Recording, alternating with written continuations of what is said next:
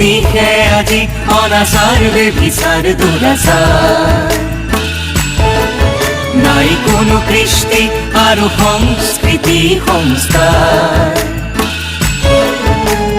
দিশে আজি অনাচাৰ বেভিচাৰ দুৰাচাৰ নাই কোনো কৃষ্টি আৰু সংস্কৃতি সংস্কাৰ নষ্ট আজি শান্তি আৰু সংহতি নষ্ট আজি শান্তি আৰু সংহতি প্ৰতিকূল নাকি ৰবি অনুকূল আহি পোহৰাই তুলিছে তিমিৰ ধৰণী প্ৰতিকূল নাকি ৰবি অনুকূল আহি পোহৰাই তুলিছে তিমিৰ ধৰণী কলিৰ কলুষ নাকি বেদৰ মেৰি তুলি ব্ৰহ্মাৰ আদি কৰি ৰাম কৃষ্ণ হৰি লিংগী সন্ধাননী প্ৰেম প্ৰবাহী বিষ্ণু স্বৰূপিণী সংগী কৰি যুগে যুগে আলোকময়ী পুনৰ আহিছে নৰ কোনো ধৰি যুগক দিবলে যুগ বাৰ্তা লৈ গুৰুৰ বাণী সৰুগত কৰি গুৰু মানৱীৰ প্ৰাণ কৰ্তা শুনাসাৰ্থক জীৱন বাৰ্তা শুনাসাৰ্থক জীৱন বাৰ্তা শুনাসাৰ্থক জীৱন বাৰ্তা।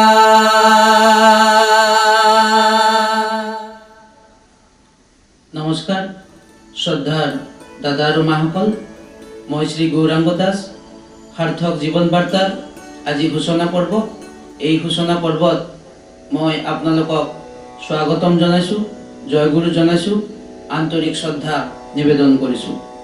বৰ্তমান সমাজৰ প্ৰতি লক্ষ্য কৰি আমি কেইজনমানে পৰম প্ৰেমময় শ্ৰী শ্ৰী ঠাকুৰ অনুকূল চন্দ্ৰৰ ভাৱ আদৰ্শক কেন্দ্ৰ কৰি সমাজৰ উন্নয়ন আৰু প্ৰতিজন মানুহক প্ৰকৃতভাৱে মানুহ গঢ়াৰ স্বাৰ্থত আমি সাৰ্থক জীৱন বাৰ্তা নামৰ এখন আধ্যাত্মিক মঞ্চ তৈয়াৰ কৰাৰ কাৰণে কেইবাবছৰ আগৰে পৰা সপোন দেখিছিলোঁ।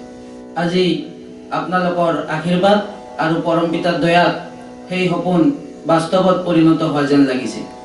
যি নহওক, সাৰ্থক জীৱন বাৰ্তাৰ এই আধ্যাত্মিক মঞ্চ কোনো নিৰ্দিষ্ট জাতি বা সম্প্ৰদায়ৰ কাৰণে তৈয়াৰ কৰা হোৱা নাই। জাতি, বৰ্ণ, ভাষা নিৰ্বিশেষে সকলো মানৱ জাতিৰ কল্যাণাৰ্থে এই মঞ্চ তৈয়াৰ কৰা হৈছে। শ্ৰদ্ধা দাদা আৰু মাসকল, আজিৰ সমাজৰ যিটো সমাজ ব্যৱস্থা, ৰাজনীতি ব্যৱস্থা, শিক্ষা ব্যৱস্থা, ধৰ্মনীতি ব্যৱস্থা, মানুহৰ সংহতিৰ ব্যৱস্থা, নাৰীৰ মানদণ্ড, গণতন্ত্ৰৰ অপলাপ, মানুহৰ বৈশিষ্ট্য, ব্যক্তিত্ব, মানৱতা যি হাৰে স্খলন হ'ব ধৰিছে দেখিলেই সঁচাকৈ দুখ লাগে, লাজ লাগে, কেতিয়াবা কেতিয়াবা ভয়ো লাগে। গতিকে এনেকুৱা এটা সংকটজনক পৰিস্থিতিৰ পৰা সাৰ্থক জীৱন বাৰ্তাৰ এই আধ্যাত্মিক মঞ্চৰ মাজেদি প্ৰতিজন মানুহৰ আত্মনয়ন হ'ব বুলি আমাৰ দৃঢ় বিশ্বাস। আমাৰ এই দৃঢ় বিশ্বাসৰ অন্তৰালত এটাই শুদ্ধ পথ, সেয়া হ'ল সৎগুৰুৰ জীৱন্ত আদৰ্শ। জীৱন্ত আদৰ্শ মানে বৰ্তমান সময়ত যিমান কঠিন পৰিস্থিতি নাথাকক কিয়, সেই সকলো কঠিন পৰিস্থিতিৰ বাস্তৱ সমাধানী সূত্ৰ যিজন মহাপুৰুষৰ হাতত থাকে তেওঁৱে আমাৰ জীৱন্ত গুৰু, তেওঁৱে আমাৰ জীৱন্ত আদৰ্শ। গতিকে বৰ্তমান সময়ত যিমান যি পৰিস্থিতি আছে সেই সকলো কঠিন পৰিস্থিতিৰ সমাধানী সূত্ৰ শ্ৰী শ্ৰী ঠাকুৰ অনুকূল চন্দ্ৰৰ বিধি বিধানত সুন্দৰভাৱে বৰ্ণিত হৈ আছে। মই বিভিন্ন ঠাইত গৈছোঁ, বহু মঠ মন্দিৰ ঘূৰিছোঁ, বিভিন্ন মহাপুৰুষৰ জীৱন আদৰ্শ অধ্যয়ন কৰিছোঁ।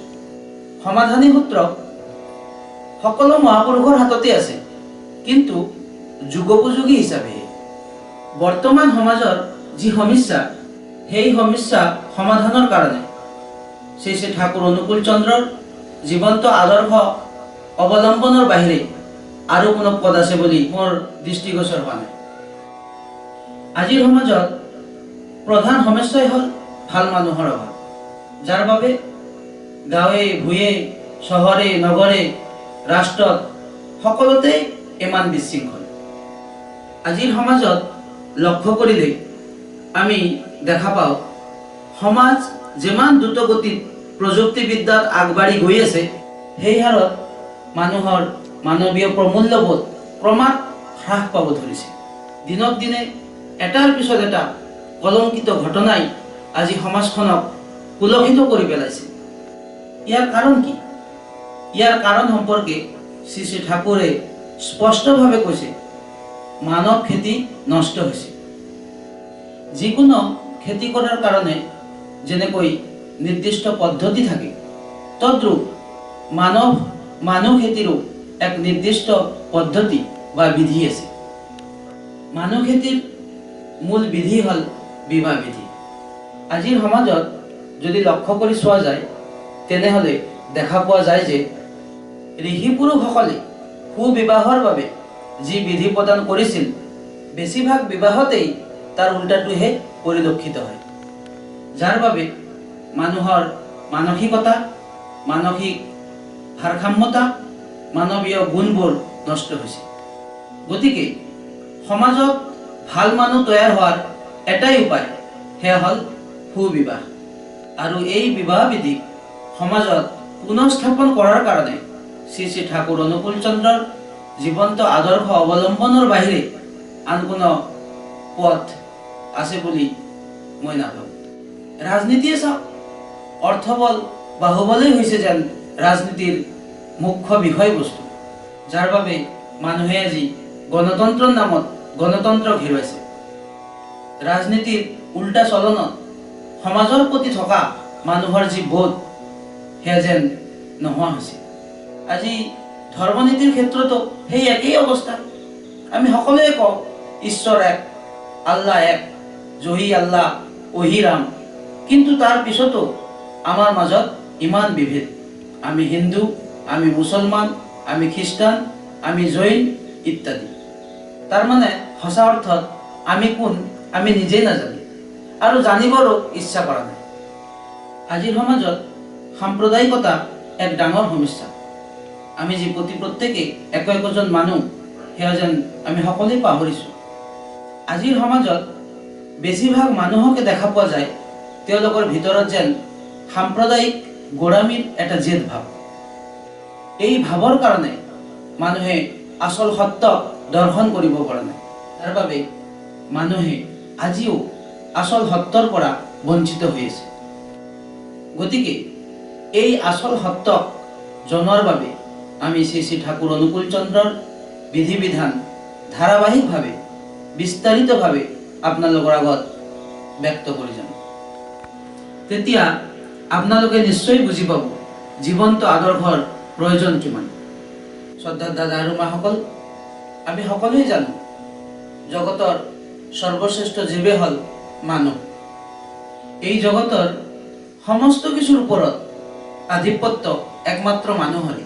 স্ৰষ্টাও মানৱ জাতিৰ তুষ্টি, পুষ্টি, বৃদ্ধি আৰু ভাৰসাম্য ৰক্ষাৰ বাবে প্ৰতিনিয়ত উপাদানবোৰ সৃষ্টি কৰি আহিছে। আৰু সৃষ্টিৰ সকলো ৰহস্য মানুহক বাস্তৱভাৱে জনোৱাৰ বাবে ঋষি পুৰুষসকল বা মহাপুৰুষসকলে যুগে যুগে যুগ উপযোগী বাৰ্তা লৈ মানুহৰ মাজত অৱতৰণ কৰি আহি আছে। অৰ্থাৎ মহাপুৰুষসকলৰ এটাই লক্ষ্য, মানৱ জাতিৰ উন্নয়ন।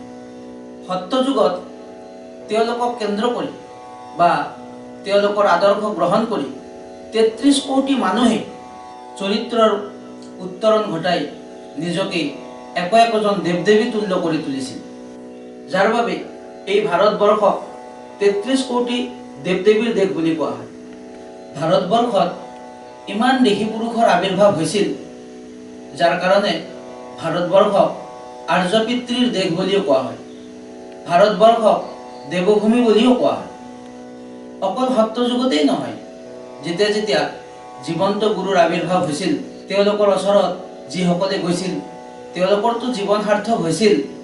তেওঁলোকৰ সান্নিধ্যত বনৰ পশুও দেৱতুল্য হৈ উঠিছিল। অৰ্থাৎ ইয়াৰ দ্বাৰা আমি এটা কথাই উপলব্ধি কৰিব পাৰোঁ যে জীৱন্ত গুৰুৰ আদৰ্শ গ্ৰহণ কৰিলেহে আমি প্ৰতি প্ৰত্যেকেই সুনিয়ন্ত্ৰিত ও ইষ্টমুখী হৈ এজন প্ৰকৃত মানুহ হৈ উঠিব পাৰোঁ।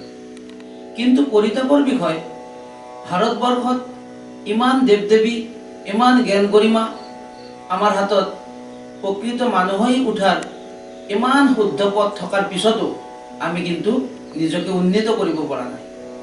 মানুহৰ চলন ফুৰণ, আচাৰ আচৰণ, কথা বতৰা, খাদ্য খানা সকলোবোৰে যেন আজি অনিয়ন্ত্ৰিত হৈ পৰিছে। গতিকে এইবোৰক সুনিয়ন্ত্ৰিত কৰাৰ কাৰণে আমাৰ সকলোৰে ইষ্টমুখী চলন অতিকৈ প্ৰয়োজনীয়। ইষ্টমুখী চলন মানে গুৰুগত চলন। অৰ্থাৎ গুৰুই যিদৰে আমাক চলিব দিছে আমি সকলোৱে সেইদৰে চলিম। অৰ্থাৎ গুৰুৰ আদৰ্শত নিজকে ৰঞ্জিত কৰি তোলা। এই চলনৰ মাজেদি আমি প্ৰতি প্ৰত্যেকে দেৱতুল্য বা প্ৰকৃত মানুহ হৈ উঠিব পাৰিম। গতিকে আহক নিসংকোচে, উৎফুল্লিত মনে, সম্পূৰ্ণ আত্মবিশ্বাস আৰু দৃঢ়তাৰ সৈতে যোগগুৰুৰ আদৰ্শ গ্ৰহণ কৰি নিজকে দেৱ দেৱী গুণসম্পন্ন কৰি এখন সুন্দৰ সমাজ গঢ়ি তোলোঁ। কাৰণ বৰ্তমানে হ'ব ভৱিষ্যতৰ ইতিহাস। অৰ্থাৎ দাদা আৰু মাসকল, আমি সকলোৱে সুখত থাকিব বিচাৰোঁ, শান্তিত থাকিব বিচাৰোঁ, আনন্দত থাকিব বিচাৰোঁ। এই সুখ, শান্তি, আনন্দৰ উৎস ক'ত? এইবোৰৰ উৎস একমাত্ৰ সদ্গুৰুৰ জীৱন্ত আদৰ্শ। গতিকে আমি পৰম আনন্দ স্বৰূপ, পৰম প্ৰেমময় শ্ৰী শ্ৰী ঠাকুৰ অনুকূল চন্দ্ৰৰ ভাৱ আদৰ্শৰ দ্বাৰা নিজকে পৰিচালিত কৰি নৱপ্ৰজন্মক এক সুন্দৰ সমাজ উপহাৰ দিয়াৰ প্ৰতিশ্ৰুতিৰে দৃঢ় প্ৰতিজ্ঞ হওক। ইষ্টপ্ৰাণ দাদা আৰু মাসকল, মোৰ সকলো ভুল ভ্ৰান্তিৰ ক্ষমা বিচাৰি আপোনালোকৰ সুস্বাস্থ্য, মংগল ও ইষ্টপ্ৰাণতা কামনাৰে আকৌ পৰৱৰ্তী খণ্ডত লগ পোৱাৰ আশাৰে পৰম পিতাৰ ৰাতুল চৰণত প্ৰাৰ্থনা জনাই আজি ইমানতে সামৰিছোঁ। জয় গুৰু। বন্দে পুৰুষোত্তমম, বন্দে পুৰুষোত্তমম, বন্দে পুৰুষোত্তমম।